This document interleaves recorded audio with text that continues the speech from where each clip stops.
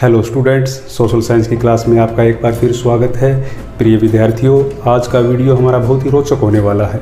आज के वीडियो में हम जानेंगे कि सौरमंडल क्या है, सूर्य कैसे चमकता है, चंद्रमा कैसे बना और सभी ग्रह सूर्य की ही परिक्रमा क्यों करते हैं। वीडियो के अंत तक बने रहिए, जिसमें हम जानेंगे कि कभी हमारे सौरमंडल का हिस्सा रहा प्लूटो ग्रह आज कहाँ है। अंतरिक्ष से जुड़ी हुई अपनी कल्पनाओं को जानने और समझने के लिए वीडियो को पूरा देखें। तो चलिए शुरू करते हैं। सौरमंडल, जिसे सौर परिवार के नाम से भी जाना जाता है, सूर्य को सौरमंडल का मुखिया माना गया है। सौर का शाब्दिक अर्थ सूर्य ही होता है। हमारा यह सौरमंडल सूर्य, ग्रहों, उपग्रहों व अन्य खगोलीय पिंडों का एक समूह है जो गुरुत्वाकर्षण बल द्वारा एक दूसरे से बंधे हुए हैं और अपनी एक निश्चित कक्षा में गति करते रहते हैं। हमारे इस सौरमंडल में सूर्य का स्थान बहुत महत्वपूर्ण है, जो कि सौरमंडल के केंद्र में स्थित है। यह बहुत बड़ा और अत्यधिक गर्म गैसों से बना हुआ है। हाइड्रोजन और हीलियम इसकी दो मुख्य गैसें हैं। सूर्य धरती पर प्रकाश एवं ऊष्मा का एकमात्र स्रोत है। यह हमसे इतना अधिक दूर है जिस कारण हम इस चलते हुए पिंड की तेज ऊष्मा को बहुत कम महसूस करते हैं। पृथ्वी से सूर्य की दूरी लगभग 15 करोड़ किलोमीटर है, जिस कारण सूर्य की किरणों को पृथ्वी तक पहुंचने में लगभग 8 मिनट का समय लगता है। तो आइए अब हम ग्रहों को समझते हैं। ग्रह उन्हें कहते हैं जो किसी निश्चित पथ पर सूर्य या किसी अन्य तारे की परिक्रमा करते हैं। हमारे सौरमंडल में 8 ग्रह हैं जो कि दीर्घवृत्ताकार पथ पर सूर्य की परिक्रमा कर रहे हैं। बुध, शुक्र, पृथ्वी और मंगल ये पहले 4 ठोस ग्रह हैं जो कि मिट्टी और चट्टानों से बने हुए हैं, और अगले 4 ग्रह बृहस्पति, शनि, यूरेनस और नेपच्यून ये गैसीय ग्रह हैं जो कई गैसों से मिलकर बने हैं। शुक्र और यूरेनस ग्रह को छोड़कर बाकी सभी ग्रह पश्चिम से पूर्व की ओर परिक्रमा करते हैं, जिसे घड़ी के विपरीत दिशा में गति करना भी कहा जाता है। जबकि शुक्र और यूरेनस पूर्व से पश्चिम की ओर गति करते हैं। आरंभ में सभी ग्रह एक ही दिशा में गति करते थे, परंतु कुछ खगोलीय घटना के कारण इन दो ग्रहों की गति अन्य ग्रहों से अलग दिशा में परिवर्तित हो गई। तो आइए अब हम इन ग्रहों का क्रम से अध्ययन करते हैं। बुध ग्रह, जो कि सौरमंडल के 8 ग्रहों में सबसे छोटा व सूर्य के सबसे निकट है। यह ग्रह सूर्य के इतने निकट होने के कारण भी सबसे गर्म ग्रह नहीं है, क्योंकि इस ग्रह पर वायुमंडल का अभाव है। बुध ग्रह सूर्य की परिक्रमा करने में केवल 88 दिन का समय लेता है। शुक्र ग्रह, जो कि सूर्य से दूसरा ग्रह है, चंद्रमा के बाद रात को आकाश में चमकने वाली यह दूसरी प्राकृतिक वस्तु है। यह सूर्योदय से पहले और सूर्यास्त के बाद थोड़ी देर के लिए अपनी अधिकतम चमक पर पहुंचता है। इसी कारण इसे भोर का तारा व सांझ का तारा भी कहा जाता है। इस ग्रह का आकार, संरचना व गति पृथ्वी से मिलती जुलती है। इसी कारण इसे पृथ्वी की बहन के नाम से भी जाना जाता है। शुक्र ग्रह का वायुमंडलीय दबाव बहुत अधिक है, क्योंकि यहाँ पर कार्बन डाइऑक्साइड गैस अन्य ग्रहों के मुकाबले सबसे अधिक पाई जाती है, जो इसके सतही तापमान को गर्म रखती है। इसी कारण शुक्र ग्रह सौरमंडल के सभी ग्रहों में सबसे गर्म ग्रह कहलाता है। पृथ्वी ग्रह, यह सूर्य से दूरी के हिसाब से तीसरा ग्रह है। इसकी 2/3 सतह पानी से ढकी होने के कारण यह अंतरिक्ष से नीले रंग का दिखाई पड़ता है, इसलिए इसे नीला ग्रह भी कहा जाता है। पृथ्वी सौरमंडल का अद्भुत ग्रह है। यह एकमात्र ऐसा ग्रह है जहाँ जीवन संभव है। यह न केवल मानव अपितु जीव जंतु व वनस्पतियों को पनपने की अनुकूल परिस्थिति प्रदान करता है। पृथ्वी न अधिक गर्म है और न अधिक ठंडी। यहाँ जीवन के लिए आवश्यक तत्व पानी, वायु, भोजन सभी उपस्थित है। पृथ्वी सूर्य का एक चक्कर 365.6 दिन में पूरा करती है, जिसे परिक्रमण काल कहते हैं, और यह अपने अक्ष पर 24 घंटे में पूरा घूम जाती है, जिसे घूर्णन या परिभ्रमण कहते हैं।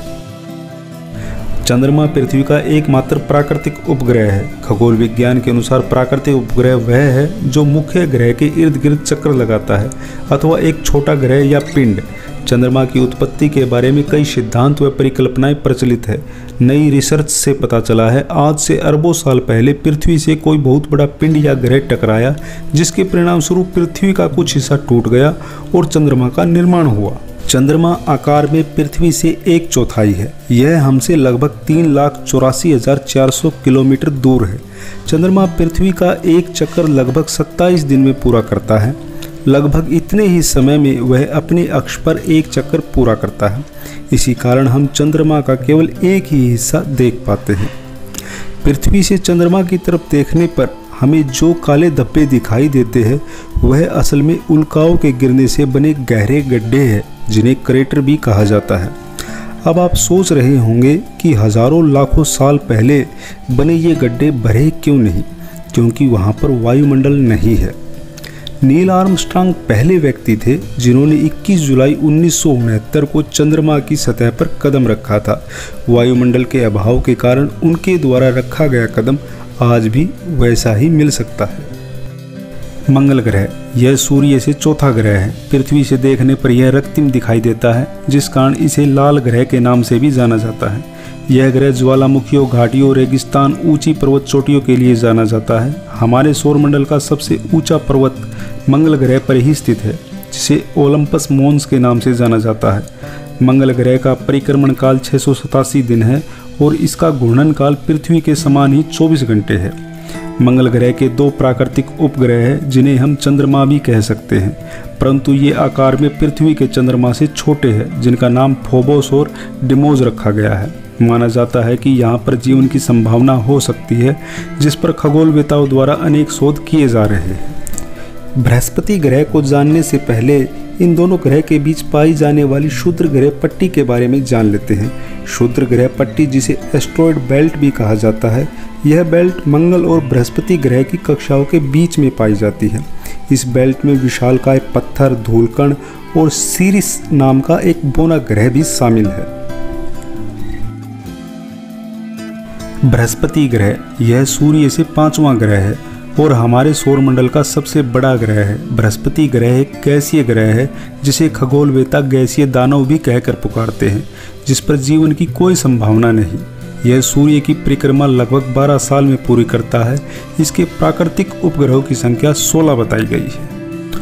शनि ग्रह, यह सूर्य से 6वें स्थान पर है। विभिन्न गैसों से बना यह बृहस्पति ग्रह के बाद दूसरा बड़ा ग्रह है। कैसिनी उपग्रह द्वारा खींची गई शनि ग्रह की ये वास्तविक तस्वीरें हैं। इसमें जो वल्ले दिखाई दे रहे हैं, यह चट्टानी मलबे व धूल कणों व बर्फ कणों से बनी गोल पट्टिका है, जो कि इस ग्रह की सुंदरता को 4 चांद लगा रही है। शनि ग्रह सूर्य की परिक्रमा 29 साल 5 महीने में पूरी करता है।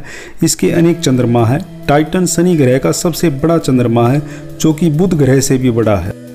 यूरेनस ग्रह, यूरेनस जिसे हिंदी में अरुण ग्रह के नाम से भी पुकारा जाता है, यह सूर्य से 7वां ग्रह है और सौरमंडल का तीसरा बड़ा गैसीय ग्रह है। इस ग्रह का परिक्रमण काल 84 साल है। नेपच्यून ग्रह, जिसे अरुण ग्रह के नाम से भी जाना जाता है, यह सूर्य से 8वां और अंतिम ग्रह है, जो कि सौरमंडल का चौथा बड़ा गैसीय ग्रह है। अरुण और वरुण की संरचना मिलती जुलती है, इसलिए खगोल शास्त्री इन दोनों ग्रह को बर्फीले गैस दानव के नाम से भी पुकारते हैं। इस ग्रह का दीर्घवृत्ताकार घेरा इतना अधिक बड़ा है कि सूर्य को इसकी परिक्रमा करने में 164 साल का समय लगता है। आइए अब हम उस ग्रह के बारे में चर्चा कर लेते हैं जो कभी हमारे सौरमंडल का हिस्सा हुआ करता था। जी हाँ, मैं बात कर रहा हूँ प्लूटो ग्रह की। प्लूटो ग्रह ना तो पूर्ण ग्रह है और ना ही क्षुद्र ग्रह है, जिसे खगोलवेताओं ने बौना ग्रह में शामिल किया है। यह हमारे ब्रह्मांड का हिस्सा है, परंतु हमारे सौरमंडल का हिस्सा नहीं है। बौना ग्रह एक ऐसा आकाशीय पिंड होता है जो किसी ग्रह की परिक्रमा नहीं करता, परंतु इनमें कुछ ऐसे गुण धर्म पाए जाते हैं जो पूर्ण ग्रह से मिलते जुलते हैं। शुरू में मंगल और बृहस्पति की कक्षा में पाए जाने वाले क्षुद्र ग्रह को भी बौना ग्रह ही माना जाता था। 1930 में प्लूटो ग्रह की खोज के बाद सौरमंडल में 9 ग्रह माने जाने लगे। प्लूटो को बुध ग्रह से बड़ा ग्रह समझा जाता था, इसलिए इसे ग्रह की श्रेणी में रखा गया। निरंतर नई खोजों से पता चलता गया कि प्लूटो बुध ग्रह से छोटा ही नहीं, बल्कि सूर्य की कक्षा में दीर्घवृत्ताकार परिक्रमा कर रहे अन्य ग्रहों की अपेक्षा इसकी कक्षा भी भिन्न है। इसी कारण खगोल संघ ने वर्ष 2006 में प्लूटो को बौना ग्रह में शामिल कर दिया। चलिए अब हम ब्रह्मांड को समझ लेते हैं। हमारा यह ब्रह्मांड लाखों आकाश गंगाओं से मिलकर बना है और एक आकाश गंगा में लाखों करोड़ों तारे होते हैं। हमारा यह सौरमंडल भी आकाश गंगा का ही एक भाग है। रात के समय जो तारे हमें टिमटिमाते हुए दिखाई देते हैं, असल में वे टिमटिमाते नहीं है। तारे हमसे बहुत अधिक दूर है। इनका प्रकाश कई परतों से होकर गुजरता है, जिस कारण हमें ये टिमटिमाते हुए प्रतीत होते हैं। रात के समय तारों से भरे आकाश को देखते हैं तो हमारे मन मस्तिष्क में एक प्रश्न उठता है कि यह तारे हमें दिन में क्यों नहीं दिखते। हमारे इस प्रश्न का उत्तर पृथ्वी और तारों की दूरी में छिपा हुआ है।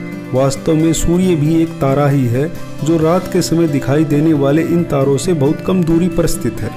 दिन के समय सूर्य का प्रकाश इतना अधिक होता है कि सूर्य से भी बड़े ये तारे हमें दिखते तक नहीं। कई बार आकाश में हमें तारे चलते हुए दिखाई देते हैं। वास्तव में वे तारे नहीं होते, वे जलती हुई उल्काएं होती है, जिन्हें उल्का पिंड के नाम से भी जाना जाता है।